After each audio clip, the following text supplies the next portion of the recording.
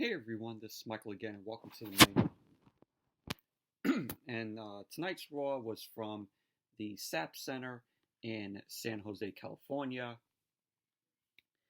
And guys, another week, another shitty garbage Raw it was. This show fucking sucks, in my opinion. Coming off of Super Showdown, which was on Friday, which that show was a waste of time. In my opinion, I think Super Showdown was one of the worst pay-per-views of the year so far. But like I said, this show tonight fucking sucked. But let's get on with the review. And tonight's Raw opened up with Seth Rollins. Seth Rollins came out with a chair in hand. He got on the mic and he said that he feels alive because we entered a new era for the Universal Championship. He says it's the era of choice, and that the Raw locker room has only 3 choices. They could come out there and try to out-wrestle him. He says not a person on the planet can lace his boots. Seth says they can try to fight for it, or they can try things the hard way. And he's like, ask Brock Lesnar how that works. So he then goes on to talk about Brock Lesnar, saying that Brock has been in WWE since 2002, and no one has ever done to him what Seth did to him at Super Showdown on Friday. Seth says it felt pretty good to lay the chair in his hand into him over and over, hitting Lesnar with the chair. And Baron Corbin comes out. Corbin tells Seth, starts speaking, and the crowd was booing the hell out of him. And, he was just letting the crowd tell him that he sucks. He was running the San Jose crowd down. And Corbin says that Seth keeps talking about Lesnar, but he should worry about him. And then he'll worry about Lesnar.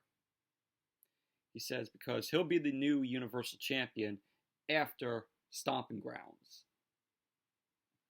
And Stomping Grounds is looking like it's going to be a throwaway pay-per-view because it's nothing but rematches.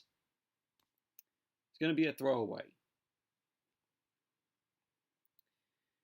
And Seth asks how Super Showdown worked out. And Corbin says Seth didn't beat him, and he knew it.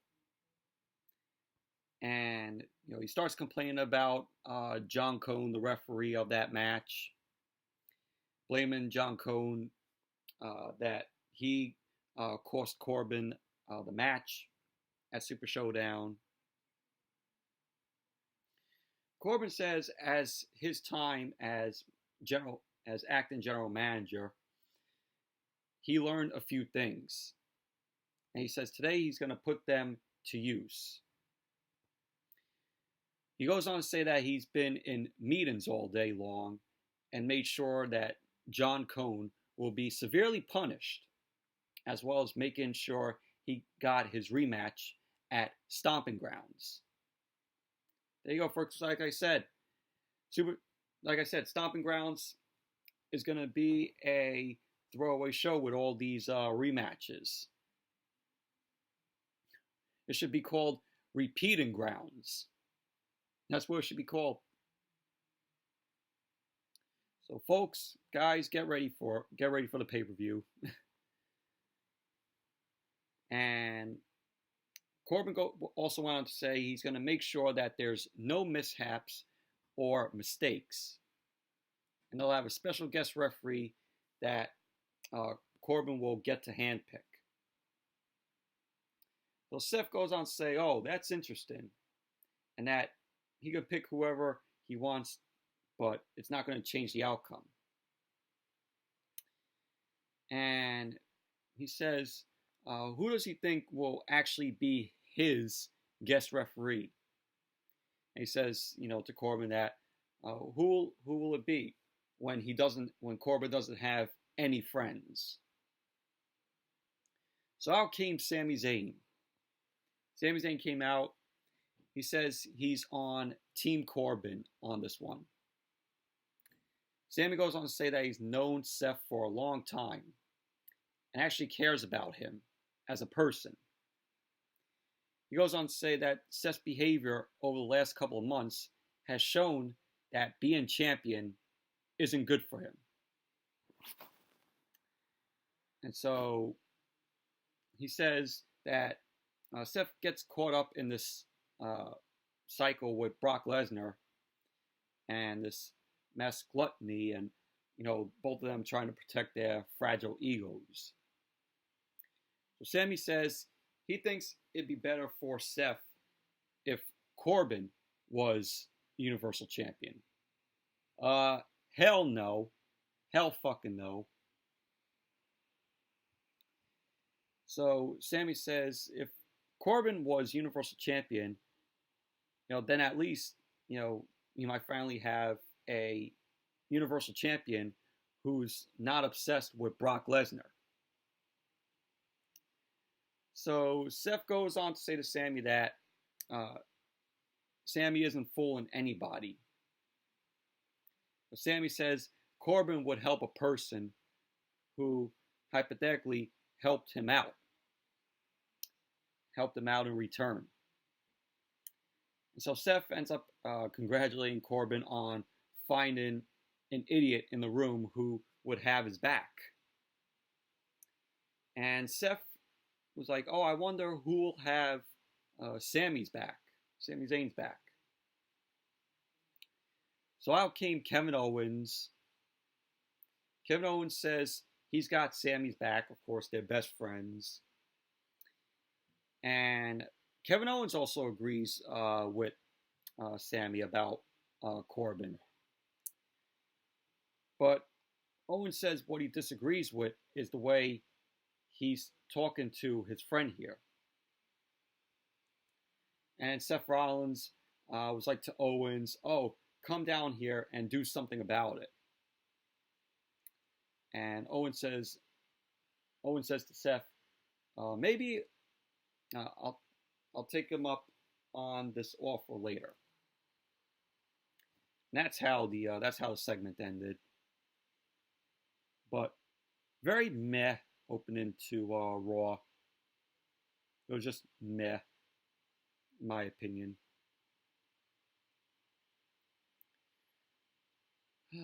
And then we had the first match, which was, from Super Showdown. It was a, rematch.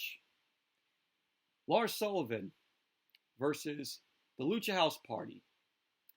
3-on-1 handicap match. Remember, Super Showdown match ended in a disqualification. So he had the rematch tonight, which this was crap. This was boring. Was shit. This was a squash match. Lars Sullivan, he ended up beating Kalisto first. Laid out Kalisto. Then Lars worked on Lince Dorado. Beat Lince Dorado. And then you had the match end with Lars Sullivan doing a flying headbutt. I think it was on Dorado. Lince Dorado. So Lars Sullivan ended up getting the win. It was boring. It was a shit match. It was a squash match. Did I give a shit? No. It was shit.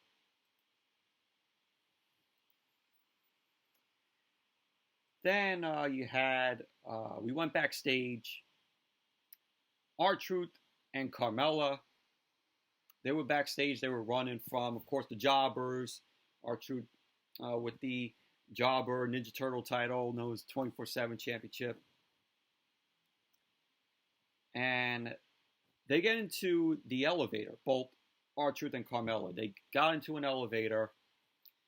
Heath Slater, EC3, Cedric Alexander, and Drake Maverick make their way into the elevator. And they end up getting stuck in the elevator.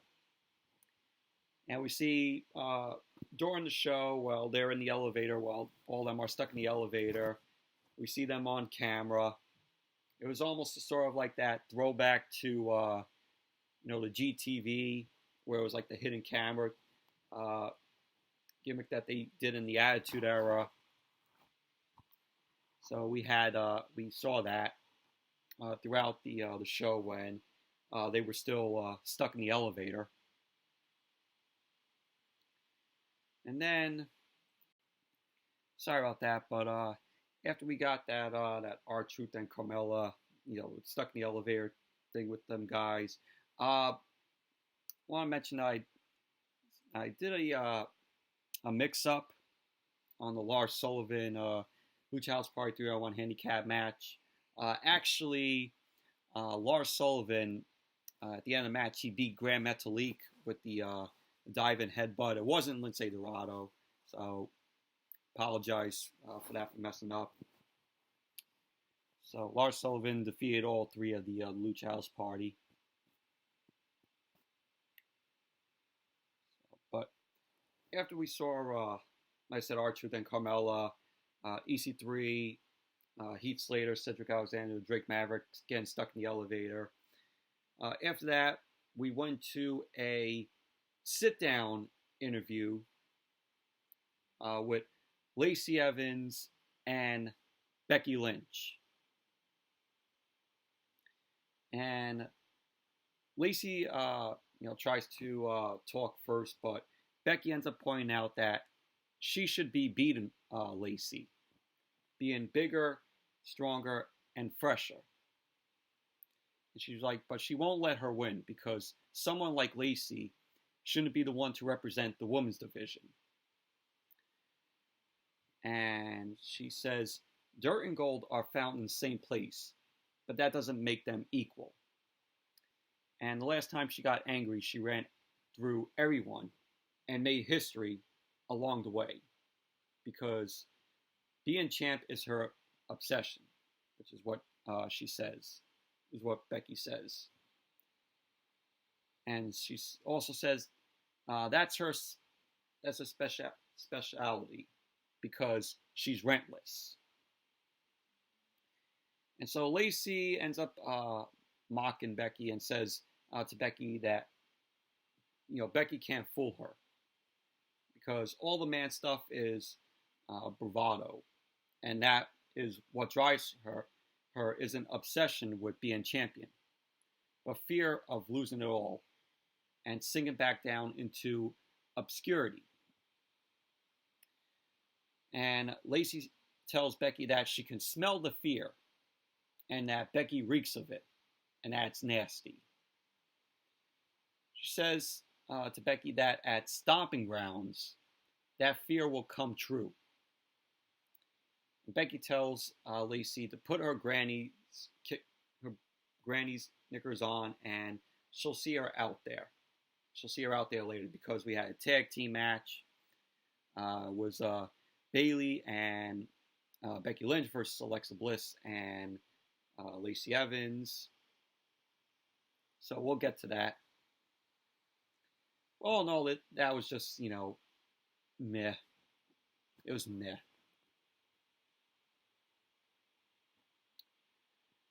So then we had Alexa Bliss and Nikki Cross backstage. They're talking about strategy. Alexa ends up apologizing for being stuck in a tag team match without Nikki Cross. And she ends up telling Nikki that Bayley is a manipulator. And she ends up saying that back in NXT, Bayley was so awful to her because of both their different backgrounds. And she says that she can only pretend to be something so long before the cracks shine through. She ends up saying to Nikki that she's now her friend. Nikki Cross ends up saying to Alexa that she gets it. And Alexa ends up telling Nikki if Nikki will be in her corner later on during the match. And Nikki then tells Alexa, I'll be in your corner. And that's what we got.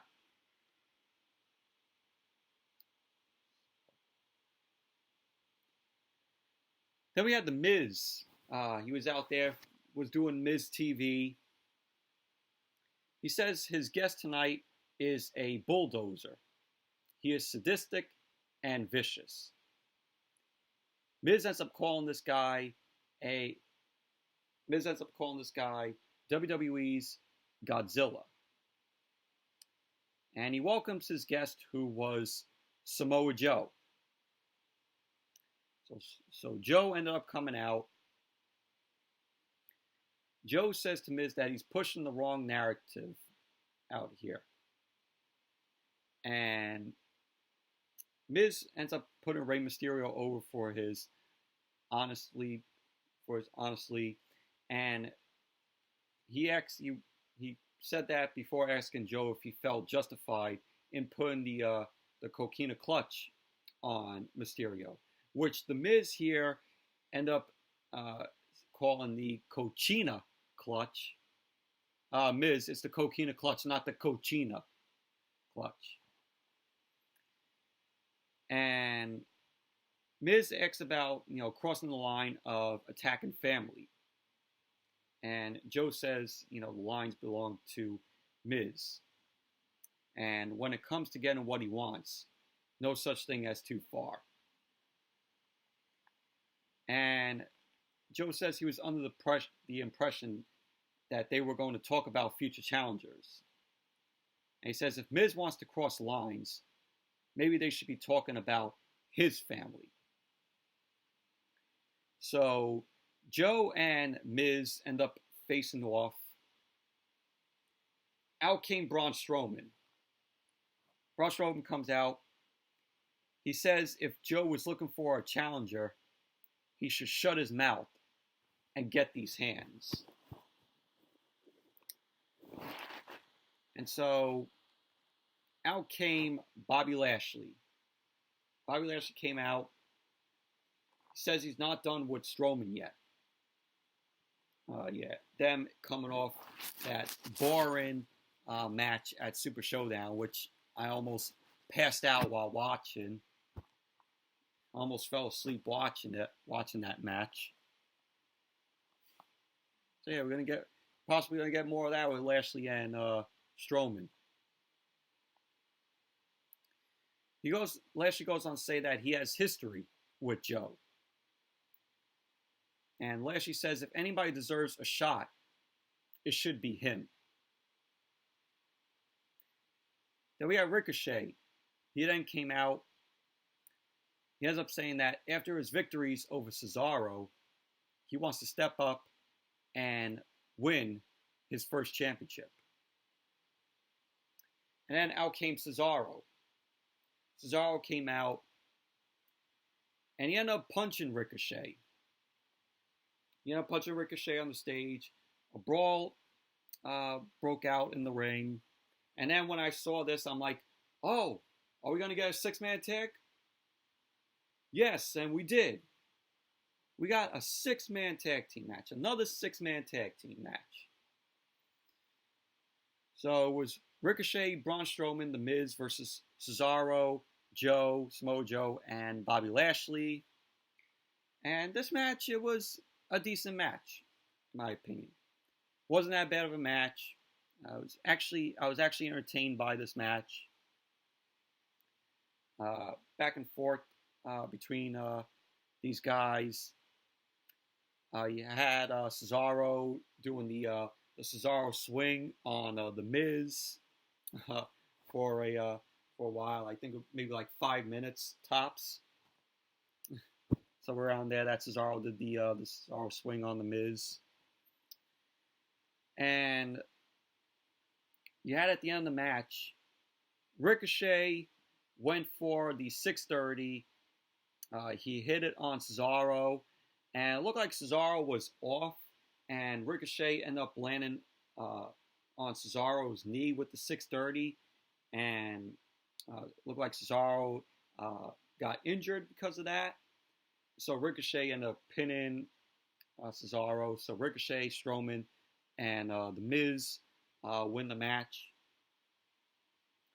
And there was a video that was on social media from someone who was at the show tonight.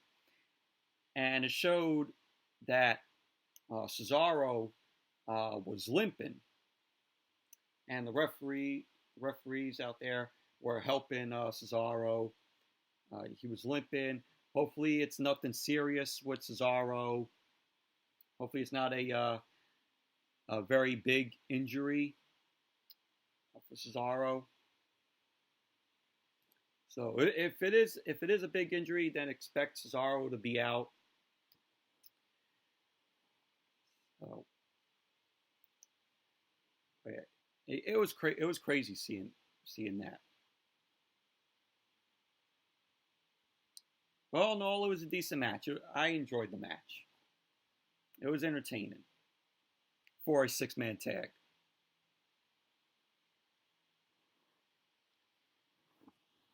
Then we had Charlie Caruso. She was interviewing Baron Corbin, who was backstage. He ends up telling Caruso that he's going to take his time picking a fair, unbiased referee. And so Sami Zayn ended up coming. And he asks Corbin, to talk to him. He wanted to talk to Corbin, but without a microphone present. So that happened. Then we had Lacey Evans and Alexa Bliss versus Bayley and Becky Lynch. Women's tag team match. The match itself, it was meh. Wasn't that good, in my opinion. You had Nikki Cross, of course, out there by Alexa's side. And it looked like here, Alexa couldn't take bumps. Of course, we all know that. It was in articles saying how Alexa is afraid to take bumps.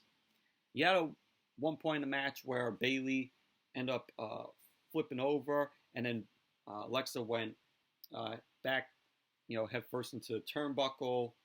Yeah, like Alexa Bliss has some sort of a concussion, as what the articles have stated, from almost a month ago.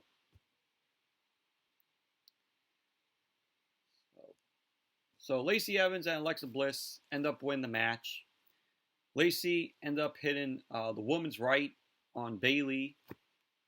Scored a win for her and Alexa. Of course, this was in Bayley's hometown of San Jose. And once again, for the second time, Bayley loses in her hometown.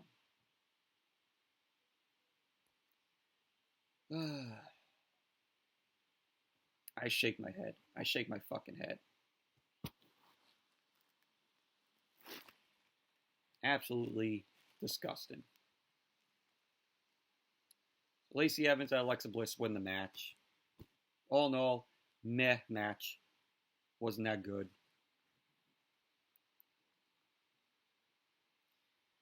So then we see Shane McMahon. He was in his office. Sami Zayn comes in to talk to him about how Baron Corbin needs a referee.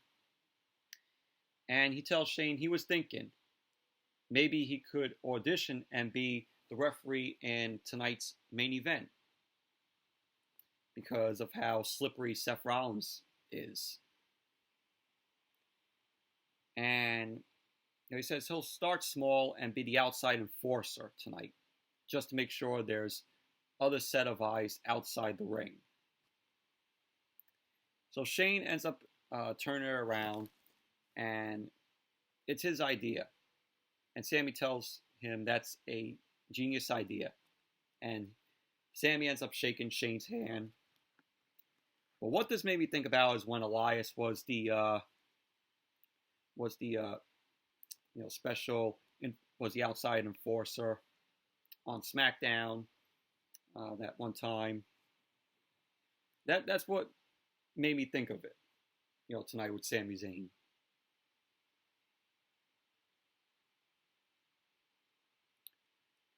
Then we saw Paul Heyman.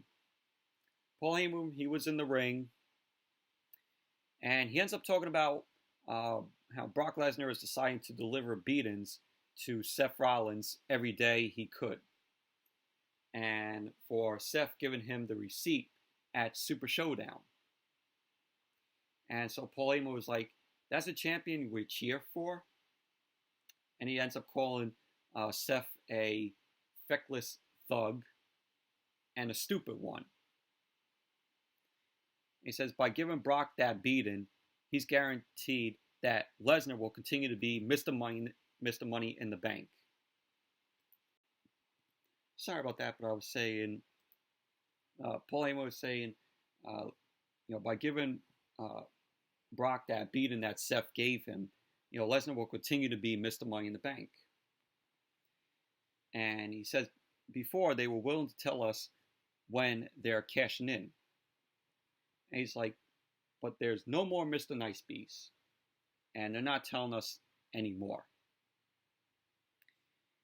Paul Heyman says he's not insinuating that Lesnar will be in any specific city, or that he'll be the special referee, or that he'll wait until Seth is at his most vulnerable to put a non-PG beating on him before taking the title away from him.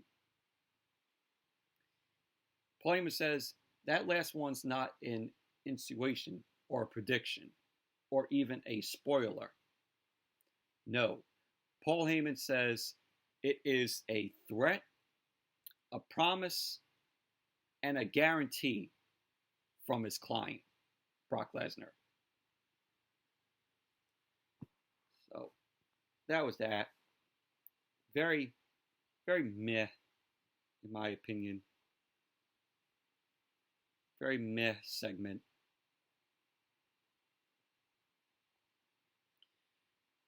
And then we see R-Truth and everyone was stuck in the elevator. EC3 says if they're in here any longer, he'll use the fork he bought with him. R-Truth mentions he has a cell phone, but no bars. Cedric Alexander says he's got bars. And Carmella tries to start a you have to hold the hat to talk thing. Drake Maverick mentions that he's getting married. EC3 ends up getting pissed off because he ends up saying that Drake should have invited him. And Drake Maverick ends up telling EC3 that he's his best man. So we had R-Truth admit that he's afraid of Hornswoggle, which Drake Maverick says he's not him. So R-Truth was confusing Hornswoggle with Drake Maverick, which was funny. And they're just bickering in the elevator. We see that as we go through the show tonight while they were all stuck in the elevator. Then we have Peyton, Royce, and Billie Kay, the Iconics, versus these jobbers, Aliyah, Mia, and Lisa Lace. This was crap. It was shit. Peyton, Royce, and Billie Kay win. Squash match. Moving on. So then we had the Shane McMahon, Drew McIntyre celebration. This was fucking boring. This was absolutely boring. Even the crowd was cheering, this is boring. So Shane ended up getting on the mic. He says, growing up around here, you see amazing things. So you need to keep an eye out when something special comes along. Shane goes on to say something like Roman Reigns, a future WWE Hall of Famer, and as a competitor, his hat is off to him. He says Roman hits like a mule. He says he's got all these accolades in reified air with victories over both The Undertaker and Brock Lesnar. He says Roman doesn't hold a victory over him and that Roman shouldn't be ashamed because he gave his best. So he says it's just his best wasn't good enough to beat the best in the world. So yeah, Drew McIntyre, he gave it up for Roman for preparing and watching, the footage, and that Shane has to say the strategy worked. And he says that his emotional support is why Shane was able to beat Roman. So he says he can't imagine what's going to happen at Stomping Grounds. And McIntyre says he wishes this celebration was anywhere but in San Jose, because the San Jose crowd has no respect. And he says he disgraces Roman he says Roman is the measuring stick. He says at Stomping Grounds, he's not just going to beat him, he's going to humiliate him. He says Shane is the best in the world and Drew McIntyre is the most dangerous. He says Roman owes him and he's going to physically assault him until he's unrecognizable. And then he'll beat him 1, 2, 3. This was all what Drew McIntyre was saying. And then Shane says he's intense and he digs that, but he wants to celebrate for right now. And so Shane and McIntyre, they were, toasting it up. They were pouring drinks, champagne. And Shane was drinking out of his, out of the Best in the World trophy. I'm like, oh God. And then he has his guests who could be the tag team champions at the end of the night. So he ends up bringing out the Revival. So the Revival end up coming out. They want to join in the festivities and by drinking. So Shane ends up telling them that they can't be drinking because their match is happening next. And if they win, if the Revival win the Raw Tag Team Championships, they can come to the party. And that's how the segment ended. But very boring, very shitty segment. Even the crowd thought it was boring. It was absolute shit. Fucking terrible. Then we had the Raw Tag Team Championship match. The Revival versus Zack Ryder, Curt, Hawkins, and the Usos. This was announced earlier today. And to be honest, this was a okay match. Wasn't bad. You had the Usos being entertaining here in the match. You had, at the end of the match, Jey Uso, he ended up hitting the frog splash on Zack Ryder. And Scott Dawson ended up coming in. He ended up pushing Jey Uso off of Zack Ryder. So Scott Dawson went for the pin. And the Revival win the match. They are the new Raw Tag Team champions. This was a triple threat match. And the Revival win the Raw Tag Team Championships for the second time. And pretty good. It was pretty cool. Even though WWE is going to find a way to screw the Revival out, so they will lose the Raw Tag Team Championships. I could see that happening once again with the Revival, with WWE and shit. But that's probably going to happen. I wouldn't be surprised. So yeah, so the Revival are the new Raw Tag Team Champions. 2-time Raw Tag Team Champions. But all in all, okay match.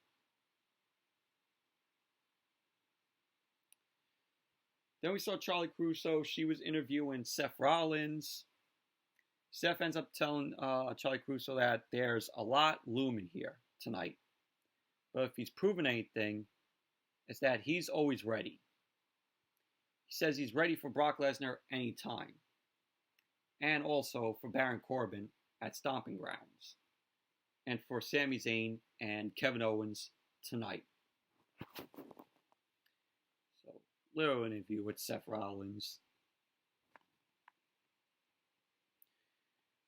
Then we went back to the elevator with R-Truth, Carmella, EC3, Cedric Alexander, and them stuck in the elevator.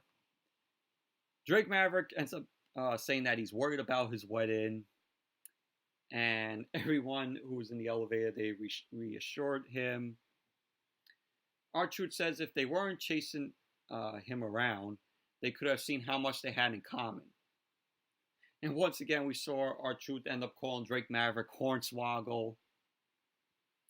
They start singing, a few lines from We Are Family, the song. And they finally get the door open. The elevator door is finally open. And we had a brawl break out. We had pinfalls. Covers were made. And R-Truth ends up getting back in the elevator before anyone can come after the title. So, yeah. Circus is a fucking circus. With this whole Jobber Ninja Turtle 24/7 championship. Yeah, I'm not playing the Benny Hill music tonight because, it was nothing ho-hum about what happened tonight with the 24/7 championship. So. Then we have Firefly Funhouse. Bray Wyatt was shown nailing a sign. The sign said, abandon all, hope ye who exit here. He was hammering it to his door.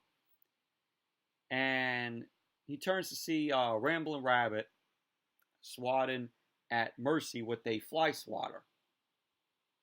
Bray insists that he's not food. But Mercy ended up saying that it's the law of the jungle here. And Bray suggests they let fate decide. And we saw, Bray holded his ears, and the screen was flashing with, imagery, which was dark. And he then cedes the floor to Ramblin' Rabbit. Ramblin' Rabbit said that he doesn't feel safe and wants to expose what's really going on. So Bray Wyatt ends up grabbing Ramblin' Rabbit by the head, yanks him off the table, throws him into the floor, and starts smashing Ramblin' Rabbit with a mallet, with a square mallet. Of course, this is the second time that something was done to Ramblin' Rabbit in these Firefly Funhouse segments. And the rabbit, Bray Wyatt pulls Ramblin' Rabbit. It was in puddle of blood on the floor. Bray Wyatt ends up checking on him, and he ends up sampling the blood.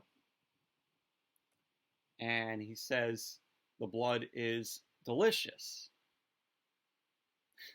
And then Bray Wyatt was like, oh, this Firefly Funhouse has been sponsored by Ramblin' Rabbit's Bohemian Breakfast Spread. Now we see Bray do his outro saying, "Oh, let me in." That's what it was. Yeah, these Firefly Funhouse things. It was interesting for the one with the clown mask that Bray Wyatt was wearing. Then now it's like back to generic shit with these Firefly Funhouse segments.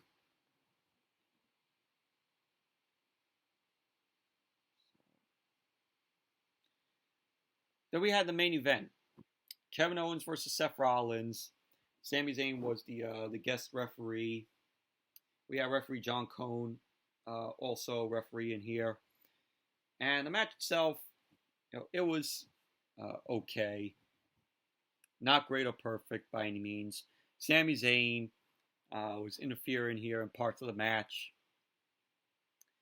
arguing with referee John Cone. There was a point where Rollins went for the stomp on Kevin Owens, ended up pinning Owens. Sami Zayn comes in and breaks up the pin, or pulls. He ends up pulling Seth Rollins out of the ring. And we had Seth and Sami have a stare down,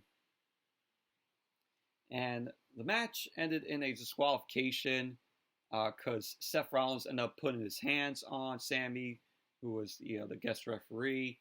Sami ended up calling for the bell, so that led to it being a disqualification. And so Kevin Owens wins by disqualification.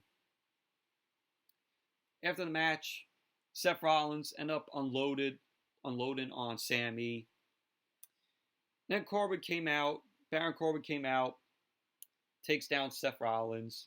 So once again, Baron Corbin was in the opening to Raw, and then he ends Raw. Will you please stop putting Baron Corbin in the opening and ending to Raw, please? It's not gonna drive ratings to the roof.